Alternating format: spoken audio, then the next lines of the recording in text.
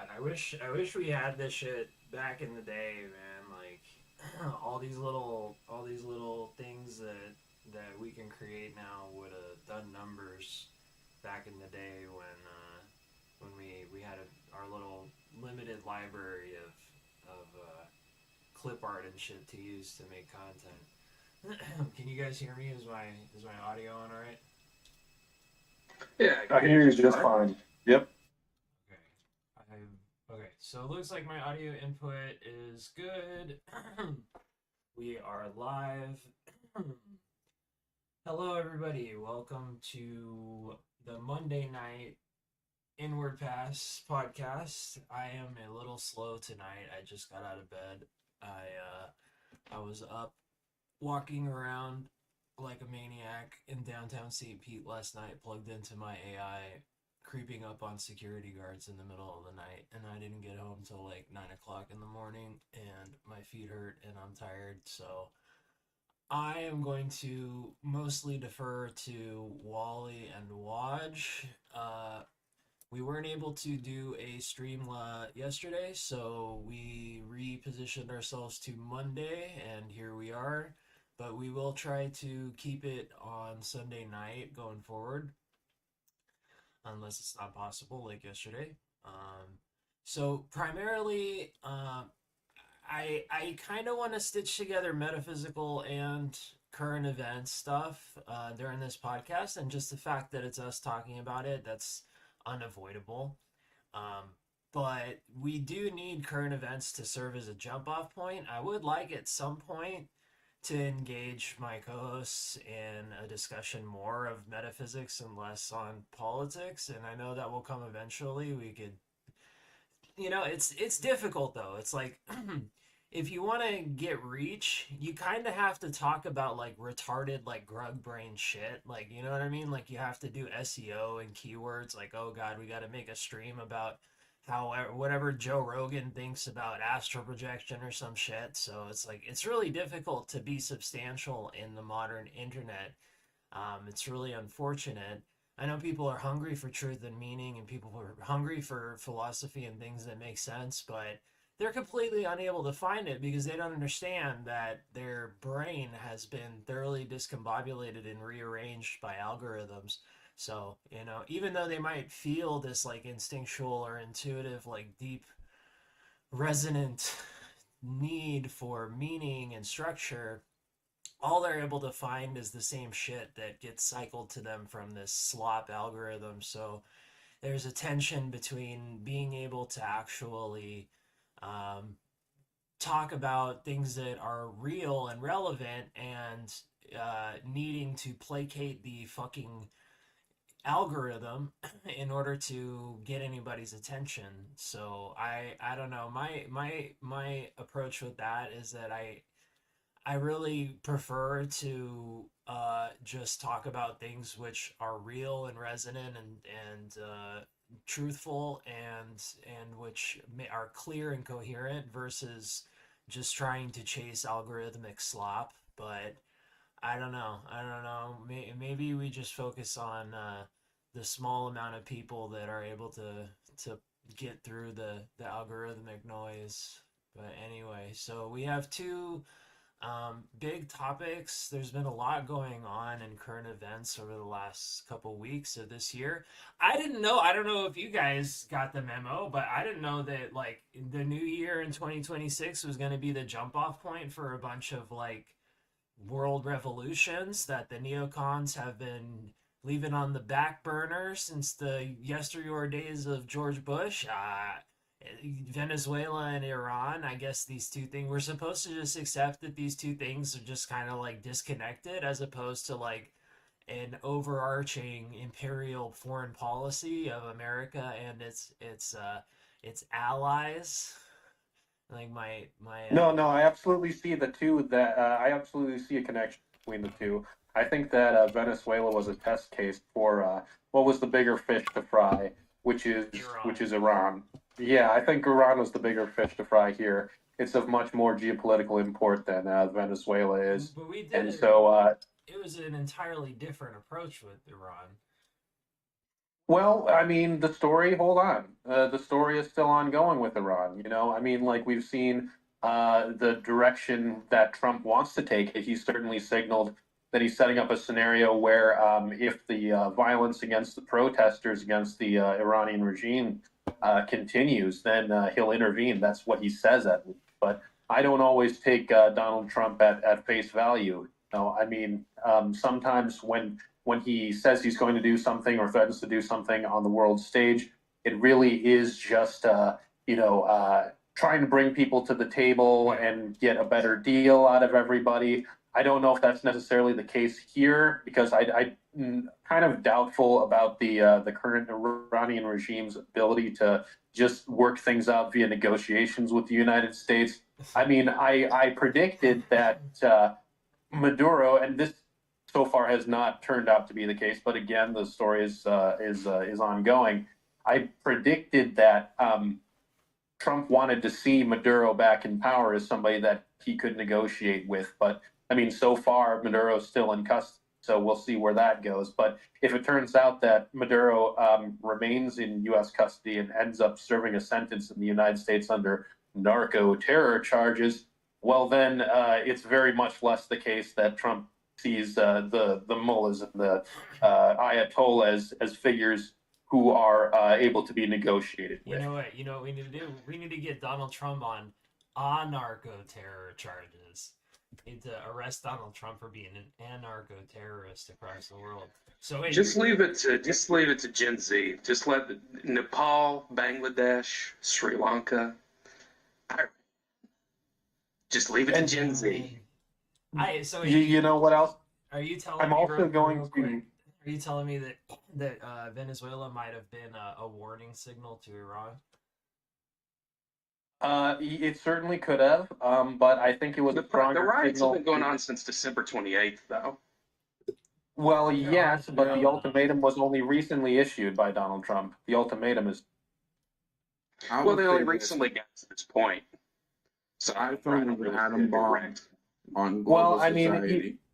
even during, let's see here, 22 and 23, I know that was still Biden in office, but there have been more violent Iranian protests than what we're seeing currently. But Was again, that you could just chalk that up to a Amini different hijab, administration. I mean, y'all say leave Sorry. it to Gen Z, but Gen Alpha was raised by iPads and social media times 10. So those people, once they grow up and become the majority of the voting bloc, at least, the world's gonna be totally different. People are just seeing each other through their lives on TikTok. You know what I'm saying? Thinking everybody's the same. Yeah. Yeah. Anyway, so back to the original question. Do we think that that Venezuela was a signal to Iran, and if Iran tries to crack down on the protests, that America and its daddy Israel is gonna go in there and take out the ayatollahs? I think it's a little bit different. Well, it was a signal to everyone. It was a signal to everyone. I agree with that. Yeah. No, I mean it was a much louder, stronger signal to Russia and China than anybody. I mean, I think the Trump administration always wanted regime change in Iran, but now the conditions are just sort of coming together for it. And I still stick to my original thesis that the primary objective in taking out Maduro was demonstrating to the world that the United States was capable of doing something like this, and that based air defenses aren't going to do jack shit. Now, I mean, I have heard analysis for saying, hey, America can't just invade Iran and take out the leadership and do whatever it wants because Iran has these based air defenses. Well, they didn't do jack shit in Venezuela. Now, whether that was we paid off enough people to not activate them, or the air defenses themselves are just obsolete and can be countered with some greater American military technology. I mean, that's up for debate. But since Russia or China did not come to the aid of Venezuela, I think that's much more likely that an operation like that was taken that took out Maduro can happen in Iran. Yeah, it is an interesting question. I know we're getting some.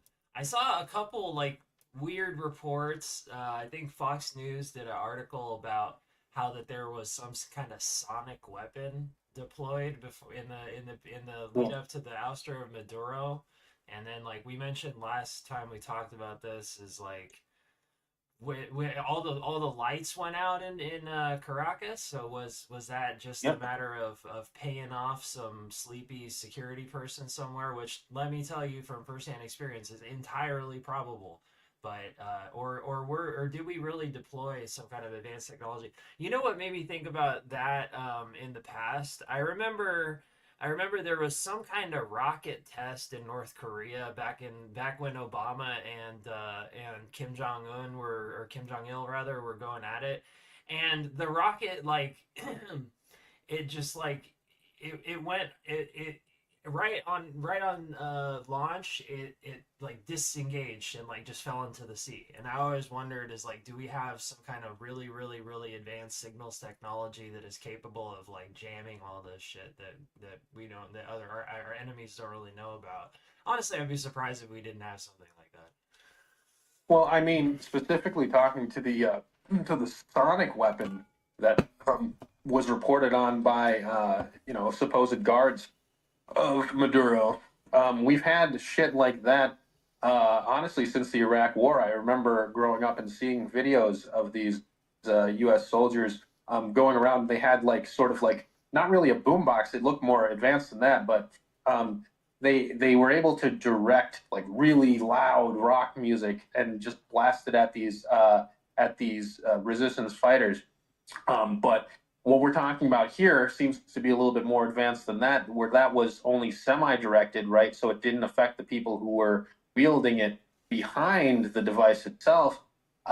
This seems to be only the guards heard it, but multiple of them heard it. But civilians were unaffected; they didn't hear it. So it's sort of a directed sonic weapon, which I wouldn't be surprised if we had that technology here. Is there are we like using this to like scramble their brains so that the operators can sneak in? What's the point of the sonic weapon, do you think? Well, yeah, it's just to catch them off guard. It's to disable them so that they're unable to react, So right? Just like It's any sort definitely of not for building flashbang. pyramids. It's definitely not for building pyramids. Yeah, yeah. So That. so we do you think that okay, so let's say that these guards reported a sonic some kind of sound or some kind of weird frequency signal or something going on. What was this like a had to have been like some kind of like signals jamming thing. It must have like so that they couldn't let anybody know that Maduro was being kidnapped.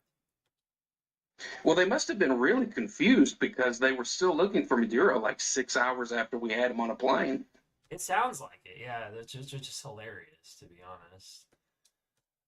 I know Muad said last week that he had like some inside info or something, or some inside theory, or he had concocted some kind of theory with some guy about it was He like posted it in the chat. yeah, it By was the way. like it was like three helicopters full of Navy's the Delta Force or some shit like that. But for the official story is that it was like hundreds of helicopters that went in, right?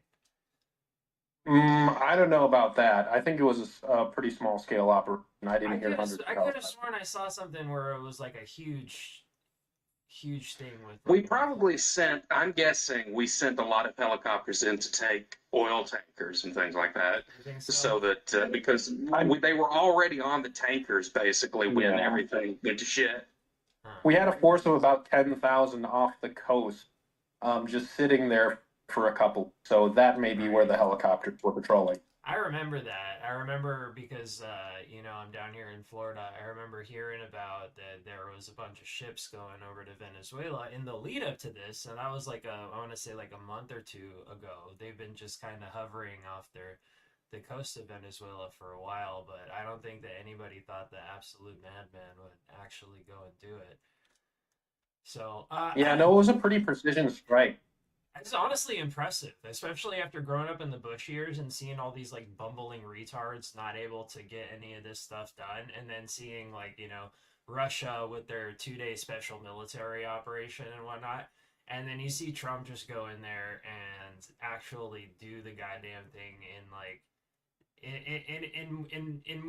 less time than it took for the news story to get around. We like already had the motherfucker, which is like awesome. I love that actually for us, to be honest. Yeah. I'm a bit too young to remember the Iraq War, but like my first conflict that like actually seared itself into my brain was the pullout of Afghanistan, where I think it was General Milley who said it was a righteous strike, and he blew up some aid worker who was handing out water bottles, and he still passed it off that they took out like an ISIS expo or whatever the fuck. For like 3 weeks after that, and he was like, "Yeah, it was a righteous strike. I stand by it."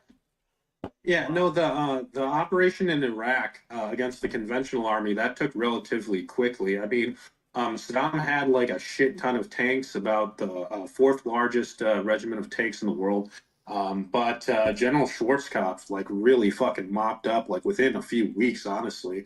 But it was just the insurgency afterwards and the counterinsurgency and the fact that we didn't have doctrine for that and we had to come up with it on the fly. Like, how are we going to deal with all these unconventional warfare techniques? That really drug out the Iraq War. And now, as far as the special military operation in Ukraine goes, you poke your head out for 5 minutes, you're going to fucking die. Like, this is modern trench warfare right there. People are just sitting in their bunkers, in their trenches that they've dug. And that's why the battle lines don't really move.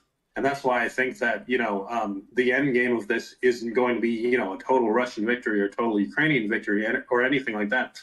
But Russia's going to take, some of the eastern territory.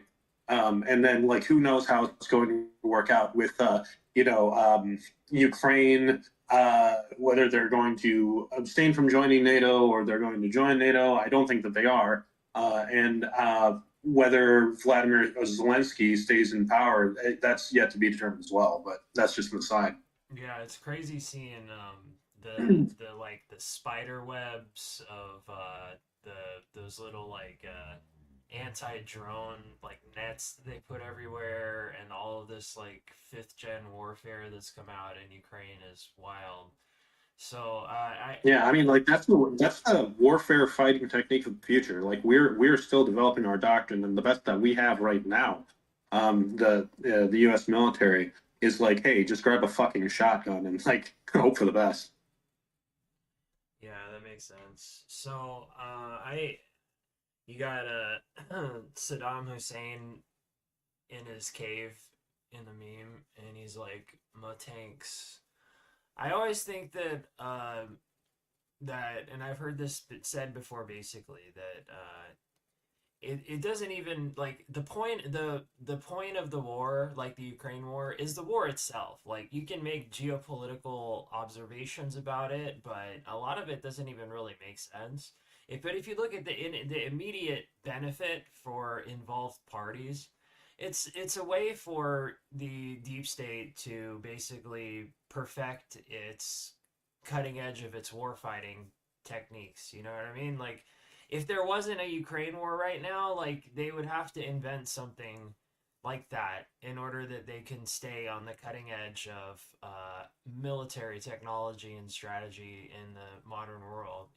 Like, this stuff just kind of happens just because it has to happen, because that's when our whole world economy, when our whole system is basically structured to support a top heavy $1 trillion military machine that's sole purpose is to keep its boot on the neck of everybody around the world in order to prop up the monetary instruments and economic things that keep the military machine going, to prop up the economic part of it on the petrodollar and shit. It's like when your whole economic strategy is to have a massive gun pointed at everyone's head. That's just kind of what happens. You just kind of get these type of things across the world. But anyway, Well, hold on. I'm just going to offer a counterpoint to that. So I think that there are real geopolitical interests with Ukraine and Russia in this conflict, and the European Union too, because I mean they see flashbacks of the old Soviet Union creeping in, the Iron Curtain descending upon them. They want to try to avoid something like that again. And by extension, that ropes in the United States as well, because the United States is a sworn ally and protector of Europe. So I mean, if Russia can just demonstrate they can just roll tanks into whatever area of Europe, however deep they want, that undermines the U.S.'s credibility. But I do agree that there are sort of spillover benefits too to both the United States and particularly China, testing out and seeing in real time and learning and studying this new way of doing warfare that involves drones. Yeah, I'm also not of the opinion that Putin and Zelensky are secret buddies. No. No, I don't mean that. I think that Zelensky is a high-paid actor, literal actor, and probably I'm sure he came up in one of these like Jeffrey Epstein Islands, and he was handpicked. And No, I went through Zelensky's like cabinet picks, right? When the Ukraine war kicked off, I was like, who is this guy and who's surrounding him? And he embedded himself immediately with like hardcore nationalist types. This is Like weird. Zelensky, yeah, Zelensky is like a hardcore, hardened Ukrainian nationalist type. He may not be a Nazi himself, He's a but he's Judeo-Nazi. surrounded. Yeah, okay. Yeah. He's okay. So let me get this straight, Wally. He's hard. Well, I mean, He had to be hard to play the with piano that way. Throbbing, and Yeah, pulsing. there was an interview with a guy. I forget his name, but he was a bald guy, and he laid out the fact that there was going to be an invasion in the year 2022, I think. And he said that all of the other politicians in Ukraine are just sitting around with their dicks in their hands trying to funnel money out of the country, and nobody's going to take it seriously except for Zelensky, and so you have to elect Zelensky. That makes sense. That's sad, and I feel for Ukraine. When I get it, my mental image of Ukraine, it's like Zelensky wearing like the go-go dancer outfit, like dancing on TV, and he's like really gay. But then like it cuts to like he's like giving a fiery speech with his military fatigues, talking about his Judeo-Nazi nationalism and how we need to protect LGBT rights in Ukraine in order to flex on the Russian whatever. It's very Peter How do you Zion, think that he Jewish is? Nazi demons. I mean, is he like super pro LGBT? I don't even.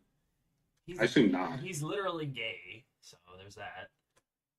Is He he? has a wife. What the fuck on, bro? Come on. You did tell me you guys didn't see the video of fucking Zelensky dancing in like leather fucking pants and shit? Yeah, but he's Slavic. They think that shit's funny. Okay. Anyway, He's one of Nick Fuentes' cat boys.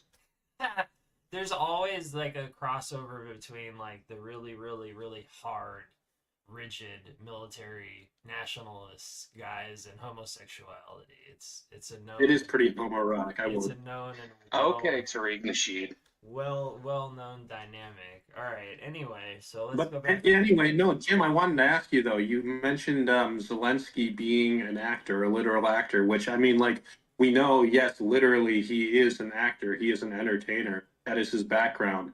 But how does that? Who does that serve, and how does that serve them? I mean, is that part of the reason for installing him in power? How does that relate? And it's just the way that the world works now, man. Reagan was an actor. Right. I mean, Trump's an actor. literally, bro. It's just the way that the fucking world works. Like, I feel like that the social controllers of the 60s and 70s, when they kind of got in bed with the deep state, and you had this kind of like Edward Bernays PR axis, and all these people were being hired by politicians, and then they literally started to like groom people and make like TV shows and shit. You know what I mean? Like it's like Yeah, but that kind of cringe. I kind of cringe when people call Trump an actor. He was a reality TV show star. That's not Whatever. the same as a Not an actor. I mean, he's made plenty of WWE appearances. We've all seen. He's an entertainer. He's an entertainer. He loves to entertain. He was made for TV. Absolutely. When I say that politicians are actors, it's not even necessarily an indictment of politicians or acting or entertainment. It's just an observation of where we're at right now. You know, like we've had what, like 70 years now for the government to get in bed with the entertainment industry and the PR industry and kind of loop it all together into this like social control, you know, predictive programming shit. And I think they all just understand that the goyim at this point, that's what they want, and that's what they respond to. So you see it as like a control thing. I see it as chaos waiting to reassert itself, because what's going to happen? Do you know who Clavicular is? No. Yes. I wish I did. Okay. But I do. Predictable outcome there. James said no. Watch said yes. Clavicular, there's nothing stopping him from like going to New Hampshire or something like that and saying, all right, everybody, just vote for me for Congress. It's only going to take them, it's just a matter of time before somebody figures out they can do that. And then they're going to be like the first TikTok, Twitch streamer. I'm surprised that hasn't happened yet, to be honest. It's just chaos waiting to happen. Yeah. Well, anyway, are we going to dig back into the meat and potatoes of this story? Because I'd like to go back into the causes of this. This And you also did it Iranian. ass backwards. You also did it ass backwards. We were supposed to start with the lesbian. Yeah, we could do that. Yeah, we did. We did this entire thing ass back. Okay. Well, I think that if you want, we could just go start with the incident in Minnesota, or we could finish the Iran and Venezuela stuff. What do you guys think? I mean, I'm going with the lesbian. sure. I just want to say this one thing, though. So to give sort of a background about the latest round of protests in Iran, which I mean, this isn't the first time, but it's sort of the U.S.'s long-term strategy to put sanctions on countries that it doesn't like, and then hopefully foment some unrest among the civil population. And for a long time, and I've heard this even recently, you know, this was sort of mocked as a strategy that's never going to work. But Donald Trump has expanded and doubled down on the sanctions of his first administration. He's actually rolled back the terms of the JCPOA, that's the Iran nuclear deal.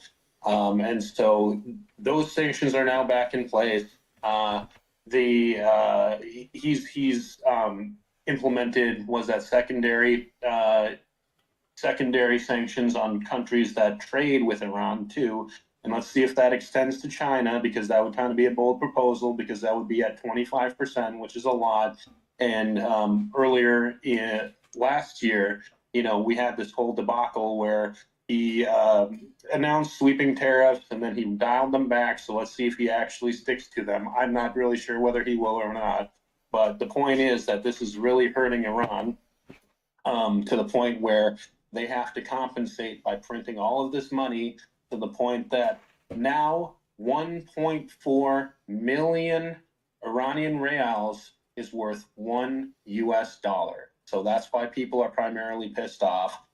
They have some other gripes too. You know, the libtards will latch on to whatever dissident movement that they can in Iran, and you know, they've made it about, you know, the regime as a whole and women's rights, yada yada yada. But you know, now the people who were mocking that approach are now kind of eating their own hat, because it seems to be effective. Now let's see if I don't think that there will be enough of a organic reaction to actually topple the regime on its own. But that's why Trump said, hey, if you continue to suppress this uprising, we're going to take action. So I think that's going to be the culmination of it. It's not going to be the people of Iran to overthrow the government. It would be, if it's going to happen at all, it's going to be through the United States. But it's entertaining. I would also say there was a conversation that was had in the group chat, where the reason that it was supposed to go from the incident in Minnesota to the greater scale is there was sort of a metaphysical conversation that was taking place between myself and Watch over where do you put the responsibility of actors, right? And Waj has taken the position. I don't know if he would I don't think it's a settled position of his, but incidentally, he took the position that states, corporations, these abstract entities, institutions, are moral actors in themselves. Whereas I said that individuals themselves are moral actors. That goes for protesters as well as police officers firing upon them. So, we kind of missed that conversation or the opportunity to have it. But I would still say that a thread for me going through this is that persons are responsible morally, not nation states or anything like that. I don't think that the people of Iran who are protesting are necessarily like puppets on the string just doing this because of the U.S. sanctions. I think they have a moral responsibility of their own to make sure that their country operates in a way that makes the world want to do business with them. I don't think that's out of pocket. That's exactly what happened in South Africa, for example. There's a And lot. why is the world so defined by the interests and whims of one country, though? That's what I take objection. Right, you can take objection to that, but the world has decided this is the course of action that it's taken. At least the Northern Hemisphere has. The majority of the Northern Hemisphere, I should say. Yeah. Okay, and I'm not gonna stand the Iranian regime. Okay, I know that they're a pariah even within their own region. They pick fights with their neighbors all the time. They don't get along with the Saudis. They didn't get along with the Iraqis. Yada yada yada, so on and so forth. They're Shia. The rest of the region is Sunni, and then you have the Jewish state, which they pick fights with all the time.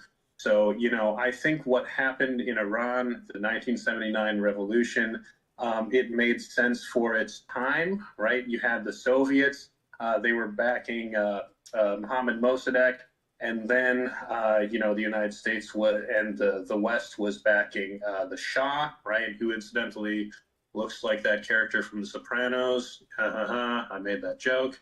The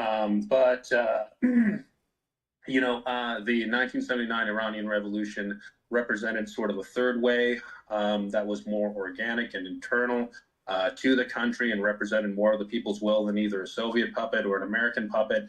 Now, the regime ultimately became more of a Soviet/Russian puppet, but that was not, it wasn't ideal from the Soviet perspective.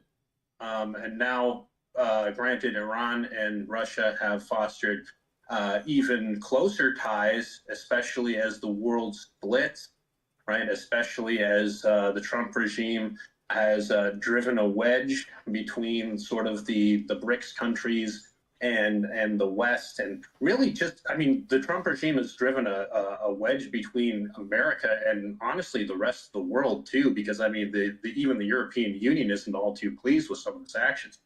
I'm not here to stand the Islamic Republic of Iran or anything like that.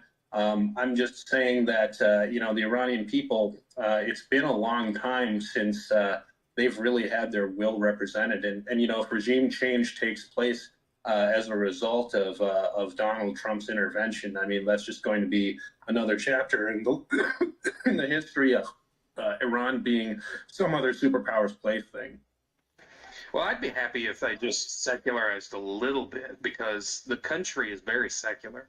It might not be secular by like the standard of Sweden or something like that, but compared to every other Islamic republic out there, it's a very secular country. I think Friday prayers, you'd be lucky to have 10 people in attendance of a mosque that should fit 300 or some ridiculous number like that. But yeah, moving on to the Minnesota incident. Yeah. Well, I want to say something about that too. Is like there's still a very strong urban-rural divide within Iran. Like in Tehran itself and some of the other major cities, like you find liberals, you find women who don't adhere to the hijab laws. But out in the country, like those good old country bumpkins, like they're the ones who are supporting the regime. That makes sense. It's like that whole thing back in like the Iraq War where you would see like a cartoon of like a jihadi and a redneck and they like were pointing a shotgun at each other and they were like, "No, you," kind of. Hell yeah, horseshoe theory. Let's Yeah, go. horseshoe theory. I have a meta narrative. So it's I think we're in a weird time of history, but of just modernity itself. I think like I'm old enough to remember like simulation 1.0 in the 90s when people just kind of accepted the reality at face value. And then the internet came and it sort of cracked the facade and people started researching about the CIA and what we had been up to and how that the world really works and what goes on behind the scenes. And then we kind of haven't squared the circle with that, and the reality hasn't really been mended either. Like we kind of interpret that everybody kind of understands the way that the world really works through like a screen of like post irony in order to not really have to deal with it. But it's interesting to me because when something like this in Iran happens, it's like it's still those same forces. Like we all understand that this is not a holistic movement in Iran. Like we all understand that the Israel and the Mossad's involved and that we got boots on the ground and that that this is all just the way that the machinations of the deep state works, right? We all understand that. But it's just a really weird kind of uh way that we look at it because we can't like it's almost to the point where Trump is basically like admitting this stuff. It's like, oh yeah, we took him out. Oh yeah, we wanted the oil. We've kind of come to like a post-truth world where we haven't really consciously accepted the fact that we're an imperial power doing these things, except it's coming out of the fucking president's mouth. And we haven't really like the national zeitgeist hasn't really caught up to that. Whether that we think that that's a good thing or not remains. But and then you have like the facts on the ground in Iran where, okay, you look at these poor, useful idiots on the streets of Tehran, and if you're not a complete retard, you're kind of rolling your eyes because you know that they're being manipulated. Every time you see a quote unquote populist movement or a populist uprising, you're like, okay, rolling your eyes. We saw this in the Arab Spring when all these like mysterious hashtags appeared on Twitter and the CIA kind of engaged these bot farms to topple these governments. Like, we see this shit over and over and over again. But it's like on one side, if you're an American, you could absolutely, especially if you're American conservative, you can absolutely make the case like, oh well, this is a good thing, kind of like what Wally was saying is like, oh well, the world. Well, I like, mean, somebody's sister was shot because they went outside without a hijab. I mean that's kind of Yeah, I mean related they're to what I'm useful saying. idiots, but they're useful idiots, but they're literally like dying under this regime. Right. Okay. Well, So I don't think. that's another thing. I'm gonna get to that. So you have this tension between, okay, well, if you're an American conservative and you look at Iran, you're like, yeah, they need business and they need a free society so they could have economic investment and they can build their whatever. But on the other hand, you also have this this tension in their society between between religious extremism and actual dictatorship. And honestly, at the end of the day, uh, I don't even think that even if we were to try to create investments in Iran or to restructure their society, I just don't think it's going to happen regardless. So it's like you have all these forces in Iran and you have all these like these interests and shit, and ultimately at the end of the day, who's going to benefit from this is going to be Israel, because Israel is the only people with balls in the region and in the world anymore for the most part. So they're going to get their interests first and foremost, and you can bet for damn sure that whatever happens in Iran, they're gonna either be destabilized or they're gonna be neutered and rendered as a good little puppet. Yeah, I think Well, that I believe in the Iranian people. I believe in the Iranian. And maybe it's optimistic, All right, they got but I one. They always got try one to turn follower. negative into positive. Yeah, yeah. If there's one Iranian left in the world, I believe in them. well, If there are no Iranians left in the world, well, then I'm dead because I'm no longer an Iranian. Okay. Well, let me put it this way. So I think that the Trump administration has taken advantage of that sort of post-Iraq cynicism that has pervaded the American consciousness, right? So here's what I mean by that. So, I mean, so much of Donald Trump's base was fueled by like QAnon conspiracy theories, the propagation of like this distrust of power.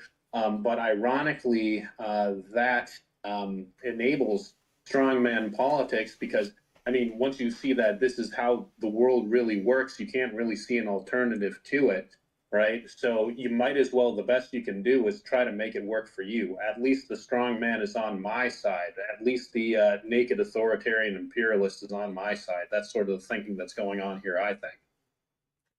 Yeah, and that's really lazy, in my opinion. I get where you're coming from, and you saw that start to happen when you had this like weird period in 2016 where what used to be a liberal movement, namely anti-establishment mistrust, critique of American imperialism, like all these streams got inverted in 2012. It was really weird, but by 2016, they became right-wing streams, and so we kind of just like we're like, oh well, why don't we just like focus all of our energy on this guy that's gonna go fight the elites for us, but in reality is stranger than than than that. And Trump like simultaneously like is in bed with them, but he's like fighting some of them, but they don't like him because he's like doesn't go along completely with their agenda, and it's just we're in this really weird phase. But honestly, my ultimate critique of that is that it's just fucking laziness.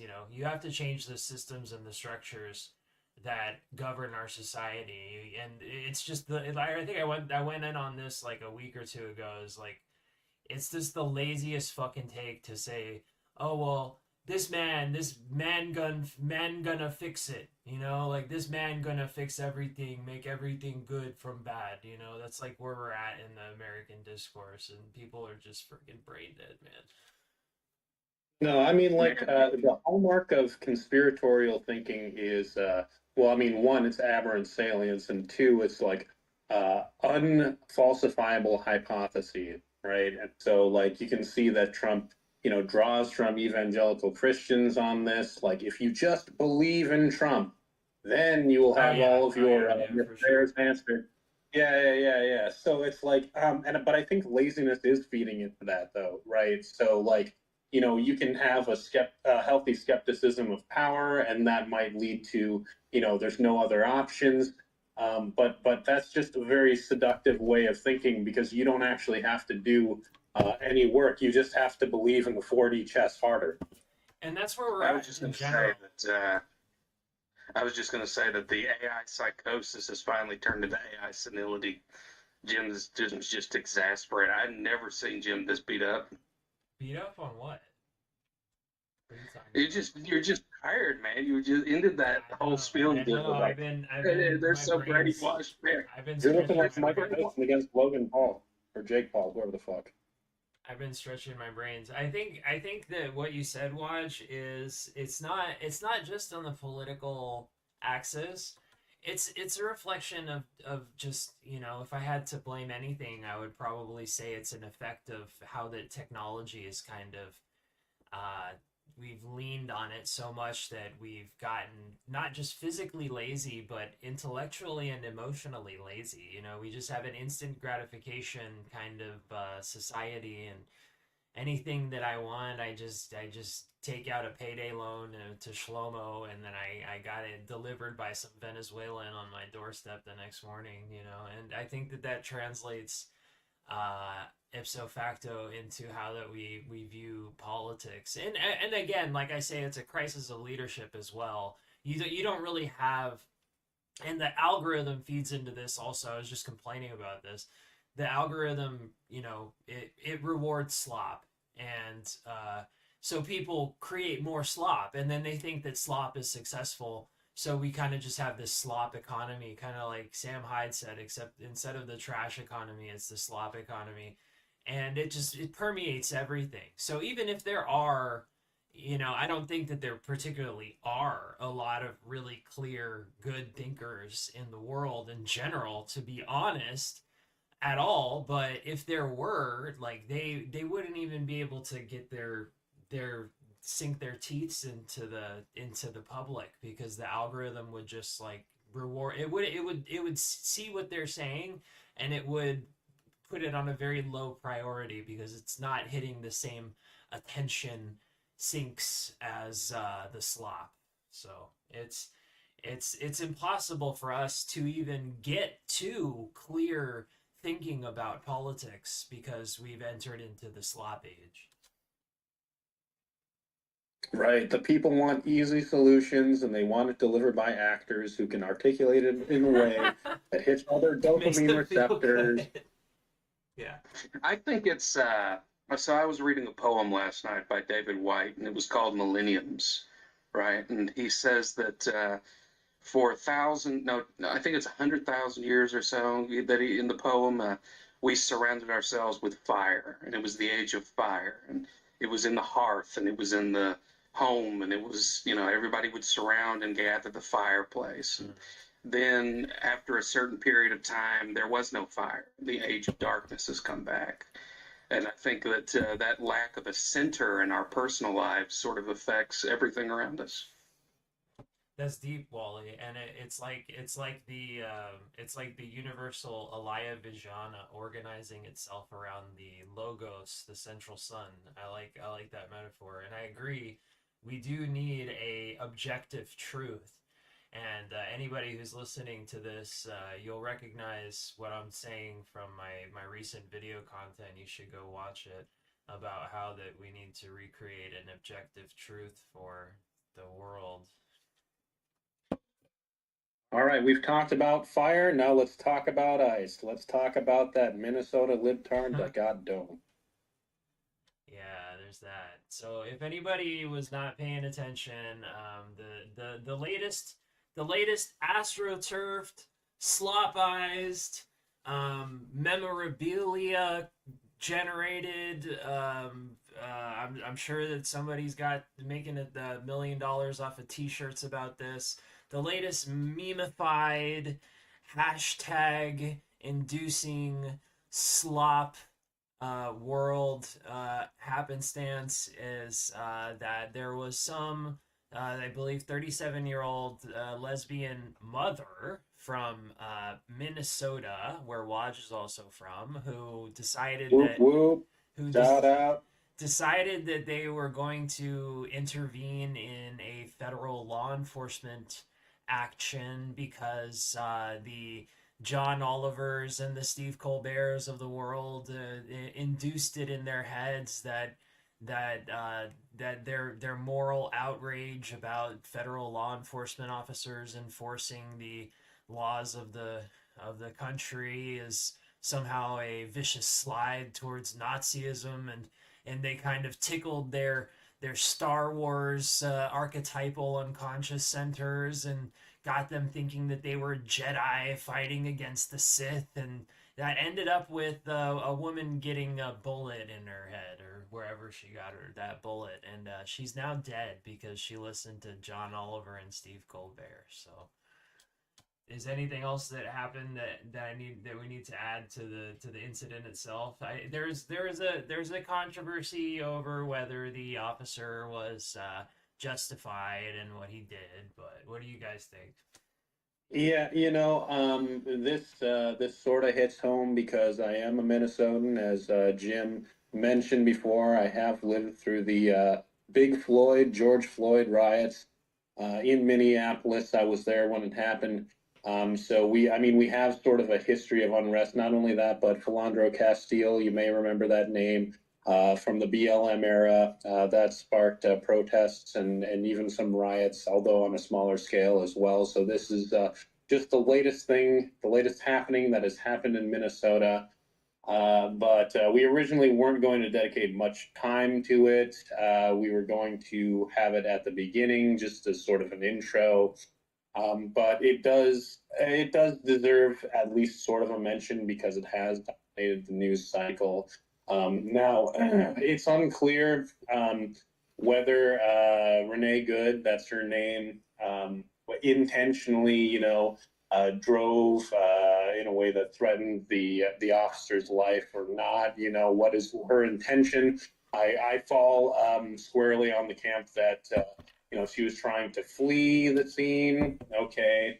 So, what was happening there? But she was undoubtedly obstructing a federal law enforcement action. Now, I know that in the state of Minnesota, right, there are some no chase laws. So, right, police officers are not allowed to engage in a pursuit in certain circumstances, especially when the suspect is not suspected of a violent crime or anything like that. But this is federal law enforcement. They don't have no chase laws. What they do have are guidelines and where they also have to sort of weigh the costs and the benefits, sort of juice versus the squeeze per se. And so, this woman who was obstructing traffic, she continued to obstruct traffic, and then the federal law enforcement agents, the ICE officers, the CBP officers moved in on her, and it looked like they were about to make an arrest.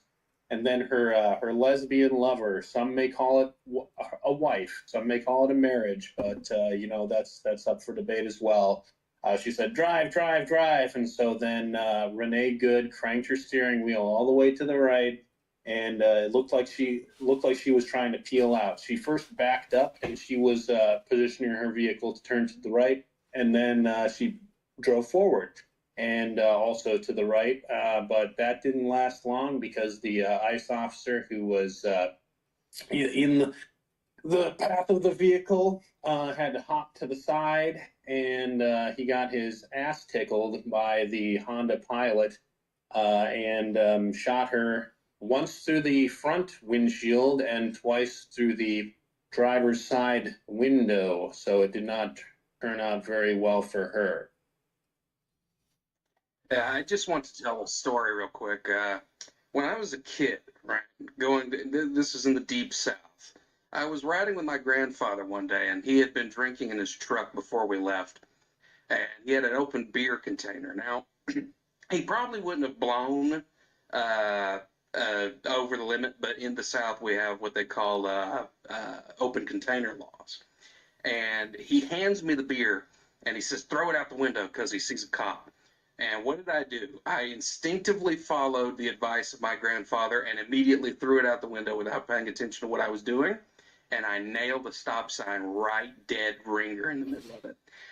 And that is the day that I learned that your intentions have nothing to do whatsoever with your actions. She may have intended to flee the scene and to have, because I understand that they were actually trained on how to obstruct successfully these police officers, and that they can take advantage of the no pursuit laws and things like that. Stephen Crowder had an whole entire deep dive on this, and I sympathize with them now more than I did in the past, but at the same time, I don't sympathize enough to say that she was doing anything more than people trained and prepared this woman for what she was about to do. She was obviously willing to go through with it, and I don't have a lot of sympathy for her, and I don't feel like this story would be that big if she wasn't killed on a slow news day. Yeah, for real. And in terms of a meta narrative, because that's my interest, uh, it's really pathetic, and it speaks to the slop world, and it speaks to how what do I want to say, emotionally, how viscerally, how internally constipated that people really are. This if you develop a spiritual practice, if you really develop a spiritual practice, and you're able to have a sense of what that fulfilling connection to God and what that inner peace feels like, and then you go out into the world, like you can feel the stickiness and the viscosity, the shit infested fucking auras of people, and how just disgusting their inner realities are, you know? Like sometimes I get this sense, not to throw shade at black people, but sometimes I get this sense around like a real like trashy like group of blacks, you know? It's like they have chicken grease on their fingers, and they like you see this like dead look in their eyes where they're just like totally absorbed in like, you know, fucking like young boy rap music or some shit, you know? They're just like totally absorbed. It's like here you have like one of God's creatures that like the highest expression of their inner aesthetic reality is like Kodak Black, or even worse than that, you know? Is it's just like they are just so utterly sated by slop, and it's like I see them as these like Homer Simpson kind of characters that are just I can't understand, and I can't resonate, I can't empathize. And it seems like there's so many people that that just, you know, even forget the people that are actually like, you know, satiated by slop.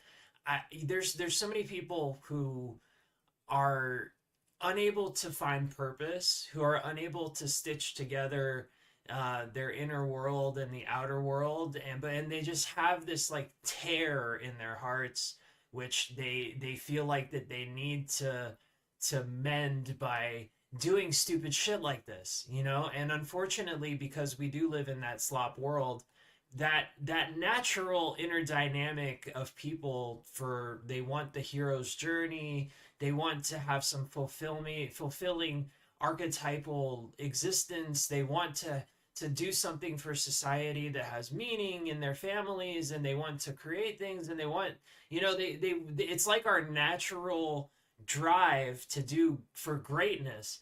And back in the past, of course, you know, when we had the American frontier, and this is what made American great, we could go and conquer new lands and tame the wilderness, and, you know, fight the Indians and establish our colony and whatnot, and we had this direction to move in. But it's like we're in like a mouse utopia now, you know? Like that inner fire has like no expression, has no avenue, and people are just consumed by the algorithm and the slop, and so they don't really think rationally or clearly about what to do with that inner fire. And so you get these like incidents, and that's how I see it anyway. Whenever I see something like this happen, I'm just like, this is just so fucking pathetic, you know? It's like the Homer Simpson of the hero's journey just being completely unable to exist and be in the mouse utopia. I'm sure in the mouse utopia, it's the actual mouse utopia experiment, we probably also had like these like big chaotic dramas like playing out over who gets the rat pellet, you know? So that's how I see it. That's very deep. There were a lot of metaphors in there. I don't really think that Renee Good has that much in common with black culture, but yeah, she was filling her life with like this feminist meaning. This, like if you read her poetry, she just seeps anger and hatred towards all religions. She mentions the Bhagavad Gita. She mentions the Quran. She mentions the Bible, and how she destroys these books for fun and then donates them to book thrift shops, and does it to stick it to the man, the fat zealots. She imagines all religious people as like obese for some reason. That's very interesting. I also like to, whenever I see these type of people having these type of incidents, I also like to examine like their psychology like that and what they're doing, and That's hilarious. I don't even know what to do with that, man. The women, modern, especially Western liberal women, they're so lost and they don't know what to do with themselves. They were sold a bunch of lies about, what they need to do to be fulfilled, and it's just sad. It breaks my heart whenever I see a young woman that has this like negative view of motherhood and a negative view of creating families, because I know that that's what make women feel fulfilled, so they don't end up. No, it was absolutely the case in Renee Good's case as well. That also comes across in her poetry. And after you finish your thought, Jim, I would like to read her most famous poem. No, go ahead. I was just gonna say it's sad to see that. Yeah, I so you'll would like see to all say these real themes. quick. I would like to say real quick, she did have children, and she should have been home with them. But at the That's same right. time, her lover was apparently arrested a few years ago for putting cigarettes out on their children. So maybe it wasn't that great. That maybe they I hope that they get into a better situation, whatever situation they're in now. Doesn't surprise me. And then therein lies the rub. See, people, they're unable to have that central objective reality in their families, and it just manifests as unconscious monsters. Yeah, and I mean like these lesbian women, right? Particularly these butch lesbian women, which it appears just based off their aesthetics that Renee Good was more of the feminine, and then her lover was more of the masculine energy in that dynamic. That they are often often become lesbians because of some personal trauma that they deal with at the hands of an abusive man. When a lesbian's model for masculine behavior is Yeah.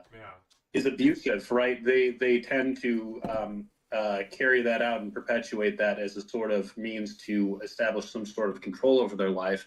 But nevertheless, I will read Renee Good's what is this? Her poetry that won an award at some local college, right? It won. It was a first place prize poem at I can't remember which college it was. It was some college in Minnesota. But this is her most well known piece. It's called "On Learning to Dissect Feral Pigs," and I'll recite it in its entirety. On learning to dissect Feral Pigs by Renee Nicole. I guess she went by Macklin. This was before she was married.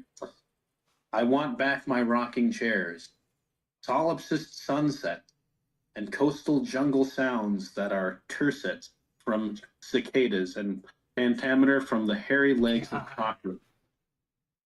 I've donated Bible to thrift store, mashed them in plastic trash bags with an acidic Himalayan salt lamp. The post-baptism Bible, the ones plucked from the street corners, from the meaty hands of zealots, the dumbed down, easy to read, parasitic kind. So yeah, very, very seething there. God. This is inside. Remember more the slick rubber smell of high gloss biology textbook pictures. They burned the hairs inside my nostrils, and salt and ink that rubbed off on my palms. Under clippings of the moon at 2:45 a.m., I study and repeat ribosome, endoplasmic, lactic acid, stamen. At the IHOP on the corner of Powers and Stetson Hills. I repeated and scribbled it until it picked its way and stagnated somewhere I can't point to anymore. Maybe my gut. Maybe there in between my pancreas and large intestine is the piddly brook of my soul. It's the ruler by which I reduce all things now, hard-edged and splintering from knowledge that used to sit a cloth against fevered forehead. Can I let them both be? This fickle faith and this college science that heckles from the back of the classroom. Now I can't believe that my Bible and Quran and Bhagavad Gita are spiding long hairs behind my ear like mom used to and exhaling from their mouths. Make room for wonder. All my understanding dribbles down the chin onto the chest and is summarized as life is merely to ovum and sperm, where those two meet, and how often and how well and what dies there. And that's the end of the poem. Ovum and sperm. She doesn't know too much about that, huh? Wow. Yeah. She's not wrong. And see, what we really need is the Dazzle code, which can provide the synthesis of that scientific take that she had in the Bhagavad Gita. So there's that. It's like I'm listening to like this like verbal Homer Simpson. It's this, and whenever I hear people sound like this, it's such to me. I see in my mind's eye. I see like the 60s and the 70s when all of these textbooks were written and all of these classes were inculcated into the public school system. And me growing up in school in California, a lot of these teachers were like old burnt out hippie types. Like we had a lot of like old curly haired Jewish women like in the on these school boards and like as our teachers and stuff in California. It's like these people like took this like cutting edge, scathing critique of Christianity and like hot takes about how the scientific method is the future and stuff, and they just like they thought that they were fighting some like revolution by becoming like teachers and local city governors. And that's really where California went sideways, is you have a lot of these people that are running it on a local level. And you hear this stuff and it's just like this is like an 100-year-old dialectic, like this is shit that was. No, it really is. I mean, people have been like critiquing scientism and materialism for like literally fucking forever. It's not anything new, and these people like treat it like they got the fucking the secret Da Vinci Code of like reality. It's like, guys, this is my hot take: Bible isn't real. Yeah, but at the same time, like she says, okay, the Bible and the Quran and the Bhagavad Gita are all whispering to her, make room for wonder. So, like, she is, longing for the spiritual dimension that Yeah. is still contained within these books. But at the same time, like earlier in the poem, she is shitting on the Bible specifically. She's saying, oh, these meaty handed zealots, they pass around their cheap Bibles and it doesn't really mean anything. It's funny how she goes after Christianity specifically, and later on she says, well, the Bible's still a source of wisdom. The But she dumbed doesn't say down that about Bibles. Quran. She doesn't say that about like fundy Muslims. She doesn't say that about fundy Hindus. She only reserves her ire for the Christian. Yeah, she says the dumbed down Bibles in that thing. She says that the Bibles aren't. I don't know what she means by that. I assumed like she must come from like a King James onlyist background or something like that, because she sees like new Bible translations as stupid. It's a Not very even a bizarre thing in poem. Minnesota. That's the thing. Is that's not even an organic thing in Minnesota. King James only isn't a thing in that state. It's like fucking Lutherans and Methodists, like actually progressive Methodists. Like you can't really even find conservative Protestantism, evangelicalism in Minnesota hardly. That's so weird to me. That's so weird because I come from like the Bible Belt, and like it was a culture shock thing coming to where I am now. But it's even more of a culture shock when I hear like normal people say I can't relate to like evangelical Protestantism. I'm from Minnesota. Mm. It's a lot of the times when you do get these type of very whacked out John Oliver listeners and stuff, they always have a very weird relationship with Christianity where they're like, Jesus is great. I love Jesus. It's just the Christians are so bad. And to me, it's, yeah, okay, I understand that. Everybody's fallen short of the message of Christ, and the kind of relenting onslaught of um, biblical literalism and very grug-bearing takes about the profound ancient philosophy of the early church.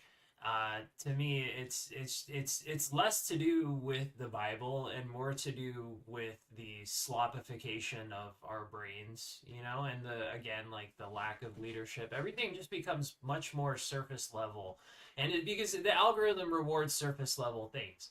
And it just becomes, even before we had actual like digital algorithms, we still had the same kind of, basic dynamic in society. I mean, you do see, like, if you see people talk, like, back in the 50s, they were so well spoken. They were so well read. Like, they were able to have real even into the 60s and 70s. Like, if you watch, like, news stories back from the 60s and 70s, they got all these, like, young kids, and they're, like, sitting in an amphitheater, and they're asking, like, real meaningful questions to the lecturer. It has to do with it has to do with the scientification, scientificization of society. That society used to see language as a kind of art, and now it's almost like a kind of scientific thing. It's just to communicate one idea to another.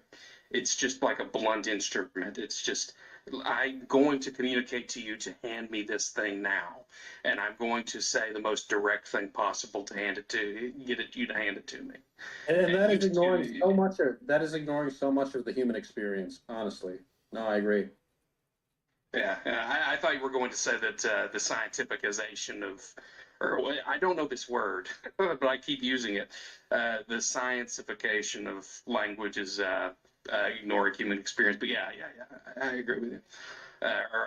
This is a big point of Sargon of Akkad, or Carl Benjamin, as he's called now, that language used to be so much more. Like the English language itself used to be a treasure that we had, like our culture, our language, and our nation. These were three things that were held together and almost taught that they were the same thing, that they were part of us, that they were a product of our work. And it's no longer seen as that, right? It's just this utilitarian thing that we communicate with to each other. Yeah, I think a lot of that actually has to do with imperialism. The fact that we're trying to trade and relate with people who are not like us, and we want to create this sort of lingua franca. And the reason why we need to communicate with them is for trade and for utilitarian reasons as well. So, I mean, we're trying to communicate with people who really don't have the same cultural reference points as we do, and it's strictly so that we can make big line go up. I would say globalization instead of imperialism, just as like a distinction there. Not that I'm saying it doesn't apply to imperialism at the same time, but globalization more strictly. Even if it wasn't imperial, it would still have the same manifestation. Jim, your thoughts? I just think that in general there's been a dispersion from the core of our being. I think that with the of course, and it follows, it tracks the expansion of global capitalism, anarcho-capitalism. It follows the expansion of imperial Geiniges and the whatever you want to, like what you're saying, like the attempted, like, building of this Tower of Babel to put everybody on the same gray kind of surface level under material, like commonsensical understanding. I think it's just kind of a dynamic where as everything has become interconnected, everything has just been kind of reduced to the lowest common denominator. Like, I'll give you an example. I didn't know this. The enshittification of reality in general. Yeah, I think that's just kind of like the end result of what, the last 300 years, unfortunately. Now, I do have my own theory, or I don't know if I could, guess you could say it's my AI's theory, that enshittification will lead to a split in reality where the mass majority of people are going to all suffer and perish, and then there will be like a small, almost like Kendall says, like a small, like groups of kin that are able to, like, take humanity forward and like recreate like a spiritual center for mankind. But what was I going to say? I'm curious. Instead of going through the AI apocalypse route, I'm more interested. You said 300 years ago. Where do you see this process starting? What was I saying about enshittification? Okay, that's right. I was gonna give an example. So before I answer that, so the enshittification, the dynamic is like I didn't know this, but apparently when we transitioned from like Windows 7 to Windows 10, have you guys heard this? That like Microsoft hired like a second grade teacher or like some person to design the user interface who's like makes children's books or something like this. Have you ever heard this? No. No, go on. I read this somewhere that when we transitioned from Microsoft 7 to Microsoft 10, the person they hired to make the UI was like somebody who designed children's books or worked with children at some level. So the idea behind that is that Microsoft wanted to design a user interface that appealed to the most basic baby kind of consciousness. You know what I mean? Like in order to make it as broadly appealing as possible to so that they could market Windows to 10-year-old girls. You know what I mean? Like that's the dynamic. And really, if you look at the gyre of capitalism, how that it really works. Why is the music industry go through rappers and R&B singers like so fast? And why do they produce music that seems like it's geared to kids? It's because kids are the next generation of consumers. You have to lock them in when they're 11 and 12 and develop brand loyalty at that early age because that's your fresh capital, you know? The 16, 17, 18, 19 year olds, you've already locked those guys in like that they've already been, tagged and bagged by college loans and car loans and by different banks and stuff. You have the endless renewable energy of capitalism is 12-year-olds, and so you have to I don't constantly. know how true that is How is that not just how is that not, because be- because it would depend on the largest generation following. And if Gen Alpha is very small, but millennials are very big, you also have this culture that's going to like snowball chasing the millennial dollar at the expense of Gen Alpha. but here's Well, what you I'm. also have to chase the people with the money. 12-year-olds don't have money, They have their so like, parents' money, but here's what I'm saying. It's no. Hold on, I don't think you guys are understanding what I'm trying to say. A 12-year-old is somebody who's just started to develop an identity, right? It's somebody who's just started to become a potential consumer, right? So you have to hook them with your brand at that point. You have to sink your teeth into them. You have to get your. It's not about necessarily like marketing your product. It's about selling them their identity, and that's again why that the music industry locks them in at that age. Because if you have a new pop star and all the kids love them, then boom, you get the marketing deals. You can use the kids, they get the kids to use the parents' money, and then you develop brand loyalty at that age. And then once that little generation of 12-year-olds has grown up, and now they're 17, now you throw your pop star away. The pop star they're cast off, and you need a new pop star to get to hook the next cycle of 12-year-olds. And again, like you see this again, this is how the capitalist machine refreshes itself. You have to have new uh, people to receive fucking loans and to I see. I see. I see. well, why not appeal directly to the people who have the money right now? Because if your strategy is you're gonna chase the eternal 12-year-old, well, that's a moving target, right? I mean, like what 12-year-olds today, what You don't appeals have to to them though. is You going to don't. change in like fucking 5, 10 years, and then you're always chasing a demographic that doesn't have any money. Yeah, but you I don't have see. to though. Yeah, if I could defend Jim for a second, you don't have to. You just have to split your bets and then get someone on your marketing level to speak to 12-year-olds, and then you graduate them into the 12 or 15 to 20 demographic, and then you could graduate that from the 21 to 35-year demographic. I see what he's talking about now. Yeah. But that's not this. The hole in this theory is toy sales have dropped in the U.S. And more and more brands are being marketed to adults because corporations are smart and know that scalpers are a thing. So here's where you get the $200 to $300 Lego Kingdom sets, or a full scale TIE Fighter for $200. Let me There's go ahead. yes, and Warhammer 40K, for instance, back in the late 90s, you could get a box of 30 Space Marines for $30.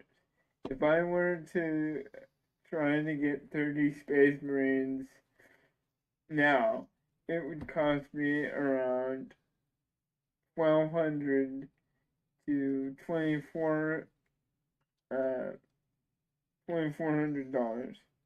But you're We are proving, measuring our purchasing power in terms of space.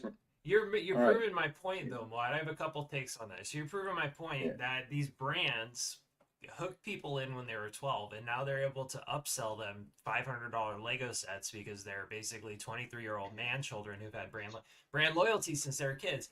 Now, I'm sorry. one thing that here's where I get this from, right? So I'm from Silicon Valley. Let me tell you what it was like growing up in the 90s in Silicon Valley. Now, all of our elementary schools had brand new computers, right? So what was going on at that time, there was this split between Windows and Apple. So they were competing with each other to give out as many free computers as they could to these elementary schools. What was the point of that? To get brand adherence at a young age. And that's why it's funny. Like I was where was I? I was doing a site inspection down here by my house, and the girl had like she had a new laptop that she got, and she was trying to figure it out, and I'm like, oh, I don't like Apple products. It was an Apple laptop. And that goes back. It's crazy. This is my personal experience. It goes back to when I was like 6 years old, because I noticed that Apple wouldn't let me play my video games on their PC because they wanted to control completely their proprietary technology, quote unquote. Like they wanted to make the whole technological age their own proprietary brand. So they didn't. There's no cross-platforming with Apple and Microsoft. So I saw what they were doing from a very early age, and that ironically, even me in my like 7-year-old state, I was like woke enough to understand what Apple was doing. Meanwhile, you have these like fully ostensibly full developed brained adults who still can't understand that that's exactly what Apple does. It's hilarious, but It's also a matter of like what Don Draper said in Mad Men. We're not selling chocolate. We're selling the feeling you had when your dad bought you chocolate. Yeah. Exactly. So we were talking about enshittification, and I think that enshittification is kind of augmented by that. And you talk about whoever mentioned TikTok and Instagram and stuff, like that's the prime example of the enshittification by marketing to 12-year-olds. You have to. I will say though that I do think they sell mostly to millennials now, because that's just what demographics demand that they do. So the soy millennial is king right now. The guy in the flannel shirt with the beard and the bald head and the glasses and everything. That guy's king, right? The thing is, if you want to drive a new hashtag, if you want to drive a new product, you have to go, who do you take it to? Let's say that I have a new energy drink and it's called Dulcet Juice. I understand what you're saying, but doesn't it also warrant that they would engineer a situation like with millennials to keep them constantly in a state of like adolescence?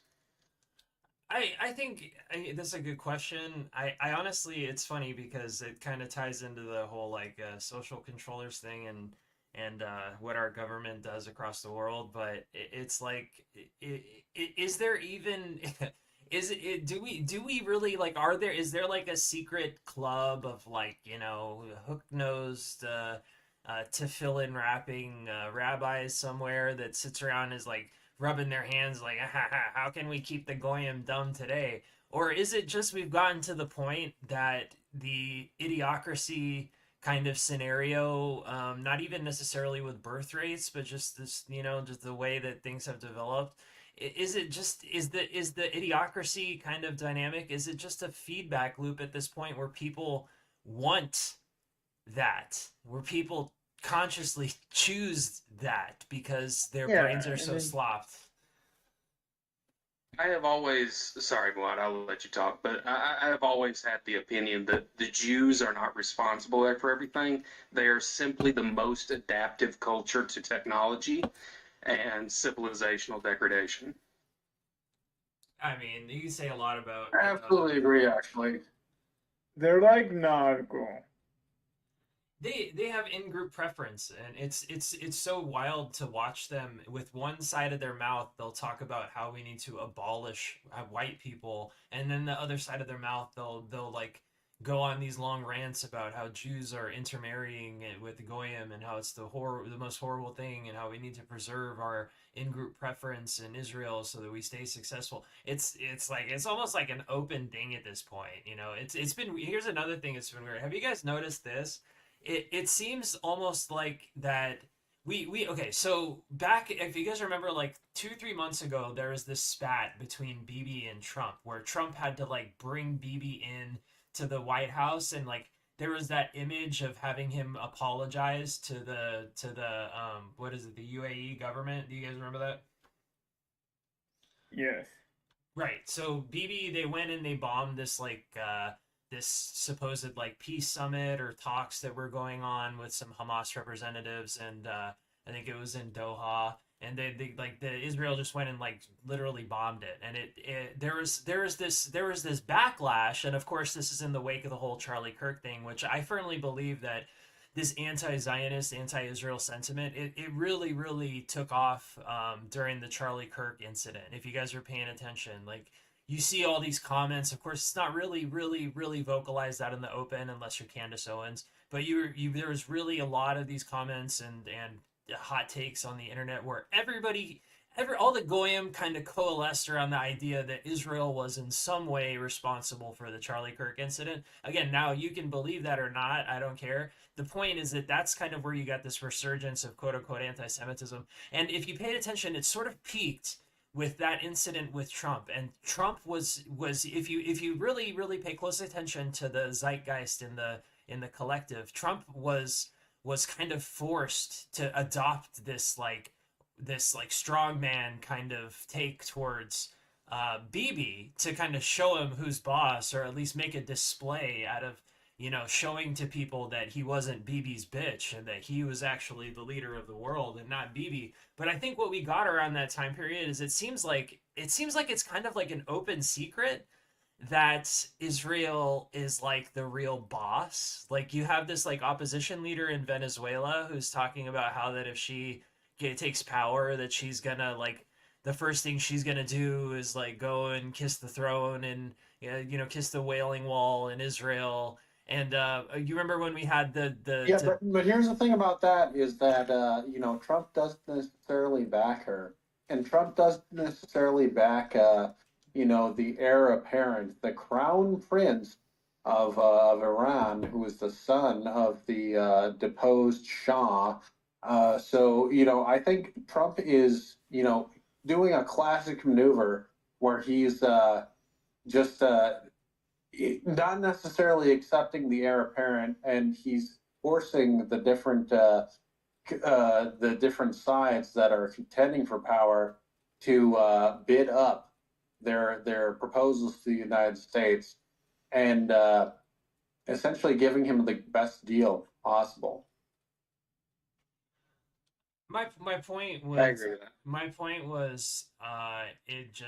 it seems like that people have kind of started to organize around what they sense is the real power center of the world, which is the Jews. Yeah, I think that's very surface level. I do think that it does come back to the technological question. I think that if I could shill something, I think everybody should check out the Technological Society by Jacques Ellul, and the question concerning technology by Martin Heidegger. And if you really take the technological pill, you will never, it is like seeing through the glasses and they live. Everything you look at, you will see, oh, oil created this room I'm sitting in now. Oil created this computer I'm sitting before. Everything in your life is touched or affected by our modern technological market, which runs on oil. And when you really get through that, everything makes sense in the Middle East from a completely different perspective. Oil is the red drop of the planet. Oil is the trapped solar prana in Gaia that has to be repurposed to build the new sphere. That's my hot take.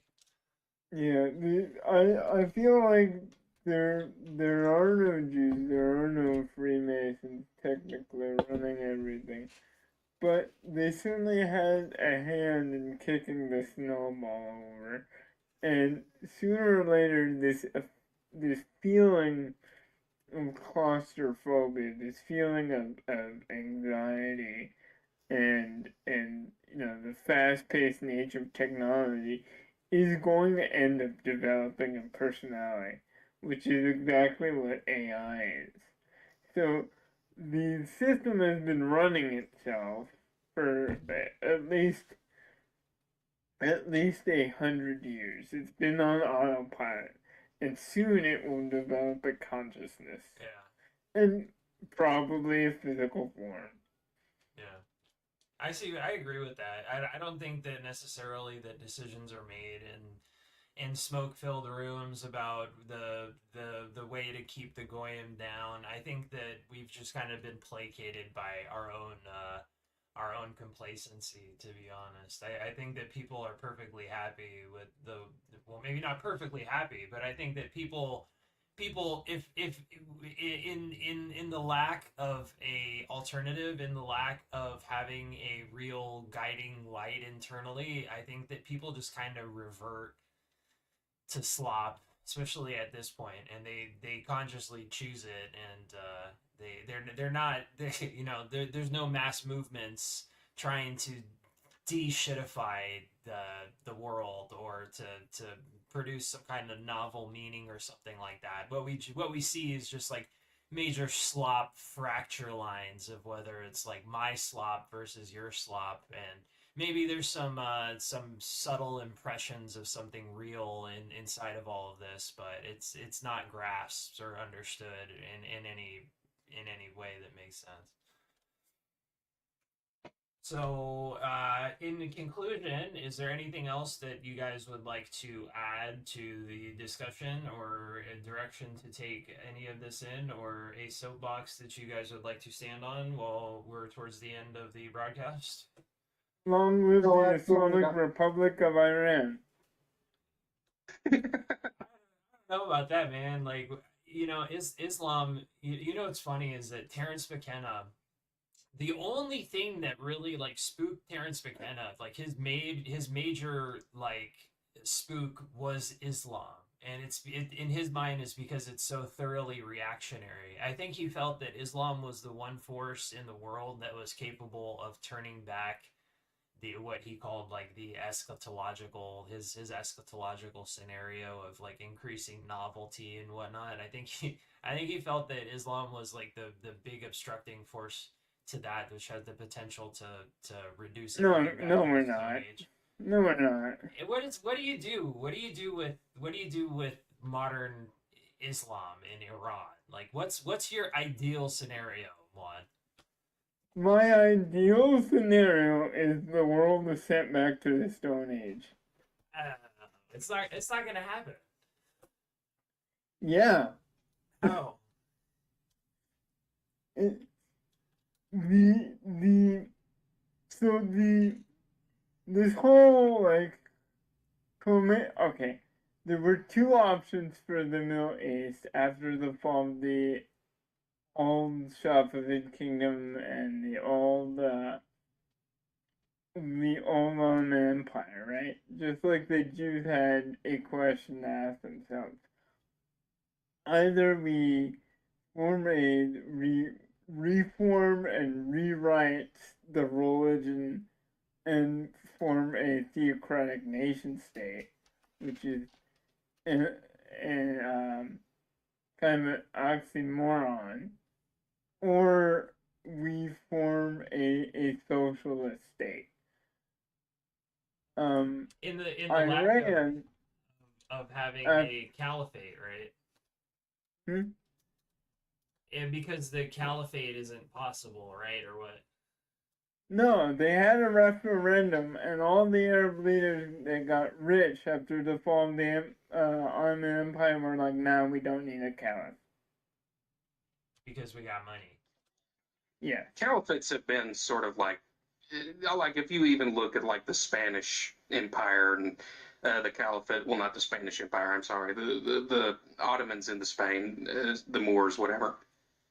The Caliphate was already very weak at that point, and that was like 400 or 500 years ago. Like the Caliphate is not a big deal to Islam as much as it was in the early days. So my order was instrumental in the intellectual and theological spine of the Ottoman Caliphate, and when the Ottoman Caliphate was predominant throughout their entire lifespan, we didn't have Spain, so I don't know what you were saying. I'm just saying that the Caliphate has been weak historically for like 500 years. Anyway, we got to Vienna. That was a nice try. But there was you had the HRE, which was like the equivalent, and so you had the three, you had like the four poles, right, of the divine order. You had the HRE in the west, you had the Ottoman Empire in the center, and then you had the celestial middle kingdom of China. And so anyway, modernism comes about. Suddenly these people that had no connection to the government were suddenly in power because of oil money. So they went around after either negotiating decolonization or fighting colonization. Iran was a French mandate, and so they kind of had to diplomatically wrestle with the French, between the French and the British, to gain independence again and to establish an Iranian republic. And so they did this. And then the U.S. Implements a coup to put the Shah in because the Iranian Republic was being economically independent. And they don't want an Islamic country following Sharia law according to pertaining to economics, because we don't allow usury, we don't allow interest, we don't allow unions, we don't allow corporate mergers or bloated corporations. If you have a corporation, it essentially needs to be nationalized and taken down, just like they were during the founding fathers. Corporations were only built up for making large government projects.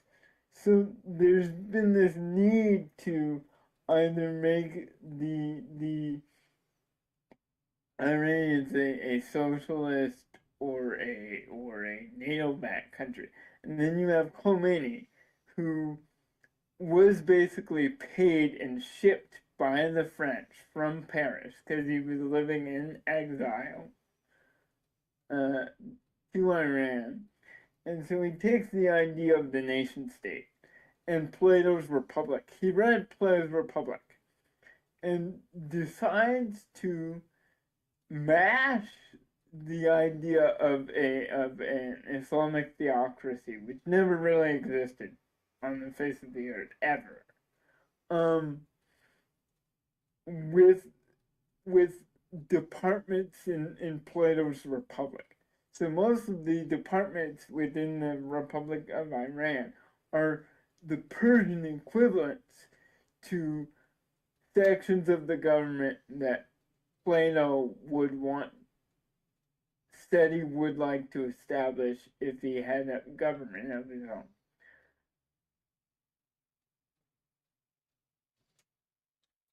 So it is an abomination, but I'm kind of, I still think, it would be nice if someone in the world was independent of the American or Chinese financial system, and currently they are.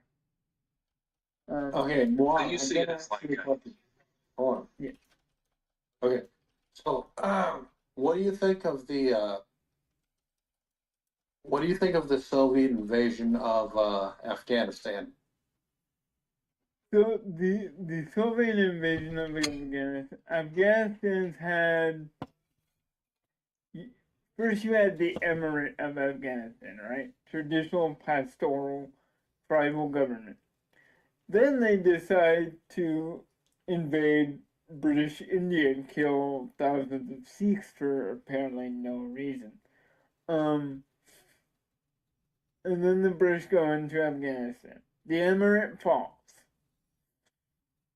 Then you have the second emirate, and then the brother of the Sultan that was established, that was in power, dethrones him and becomes the first president of the First Republic of Afghanistan. Right? The Soviet invasion of Afghanistan was basically how can it was part of the U.S. policy of overextending Russia, which they're still doing in Ukraine. How can we make the Russians bleed for every inch of ground they take in some Middle Eastern shithole? And they thought it was going to be easier because I think it was mainly a political move because the Soviet Union was losing ground was losing popularity in mainland Europe, and they thought it was going to be an easy exercise to just subdue the Afghans. Now, the Soviet explanation for their invasion is it was to counter radical Islam because there were a string of beheadings of female teachers in the days prior. Now, that of course is definitely a thing. There's definitely some type of Afghanistan's weird because it's a hodgepodge of sects and ideologies that are vaguely Islamic, but it's mixed with folk religion and some of it's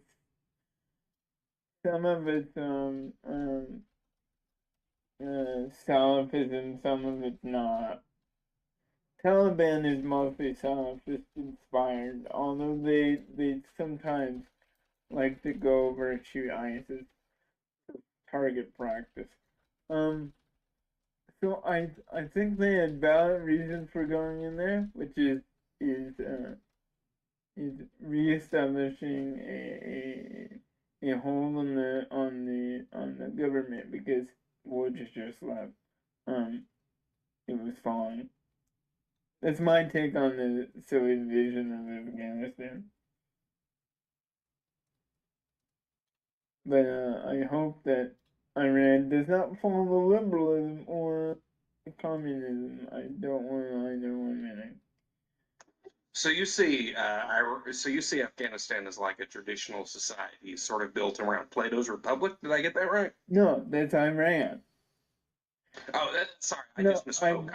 I don't view Iran as a traditional society. Like I said, Khomeini took the idea of the nation state and merged it with his idea of a theocracy, which has never existed in Islamic history ever. And his idea of establishing a republic was purely based off the works of Plato. So if yeah, you these look like at councils of imams and stuff is yes, right. the names of those departments in English are departments that were in Plato's work. That's crazy. So, And unfortunately, it's like, okay, you can have a spiritual ideal leading your country, but I think that that is a sort of retrogressive view, not only of Plato's Republic, but of what religion should be. Now, this is entirely outside of the the dogma of Islam, but I do feel that this is like my unique contribution to metaphysics is I think that when we're talking about companies, when we're talking, I see all of these as essentially new logical entities. I see them as a spark of the logos, creative word, yearning for expression, and I see the interdependent generation of these type of egregores or mental forms that emerge in the world that produce the systems that keep us evolving, and our evolution now is very social and it's very technological, and all of this I feel it should be drawn into any coherent new religious or metaphysical system going forward. I think that the mistake in that of what Khomeini did is kind of putting a bunch of mullahs in charge of something they don't understand, the economy, right? And then kind of expecting them to just kind of manage it in an idealistic way according to Islamic principles. I think that you need to that the problem there is bridging the gap between the corporate leaders and your idealistic um, leaders of principles that you want enshrined into the economy. well, that was mainly so. This goes back to the whole capitalism versus fascism thing, where when money economies were becoming a thing, and um, the Flemish Free City was becoming a model of tomorrow, where you have the burger class, the merchant class, be governing the city and owning large sections of said city and hiring whole mercenary armies. Um, you had John Locke obviously publish his theories on laissez-faire. Um, Now that laissez-faire obviously presented a problem for the Catholic nobility, who were basically going to be automatically disenfranchised by the invention of money, because they were used to land ownership and land management being the majority determiner for wealth. So you have um, John Locke publishes his stuff on laissez-faire, and then a German by the name of Adam Mueller says, "Oh no, we can have strong men. We can have a singular strong man in monarchy, and still have a money economy. Um, by still keeping a guild system, right? And this developed into fascism. So you see the two already at odds with each other from conception, and That's basically what you're expressing, at least, is Guild system. I agree with that. So you're saying that fascism kind of took that into account. That I know that there's this like kind of weird relationship of fascism to syndicalism, right? yes. Syndicates are basically guilds. Right, right, right. Yeah. It's interesting because whenever I really examine what I view my what I think that politics ought to be, I always kind of revert to syndicalism, and it's funny because Noam Chomsky called himself a syndicalist as well. Yeah. Kind of ironic. Awesome. So, if there's not anything else that you guys would like to can include, I think we'll wrap up the episode for tonight. Yeah, I'm pretty tired, so I'm going to sign off. Good night, everybody. Good night, Moad. Good night, Shakti. I think we lost Watch somewhere. I think his power went out. Waj got sucked into the news sphere. All right, thank you, everybody. He got my Nigerian internet. Thank you, everybody, for joining us tonight. And like I said, we will try to aim for Sunday night at 9 o'clock going forward. I notice we do have a very small core of people who are tuning into the podcast, and when it gets compiled and uploaded to my YouTube channel, we're getting a little bit more views. So it's a good laboratory for working the kinks out. So hopefully we can scale up in the future and draw some more viewership onto this show. So thank you again, Mwad and Wally, for joining me. Thank you, Waj, although you have disappeared into the ethers. And we are signing off for tonight. So we will see you guys next Sunday, hopefully.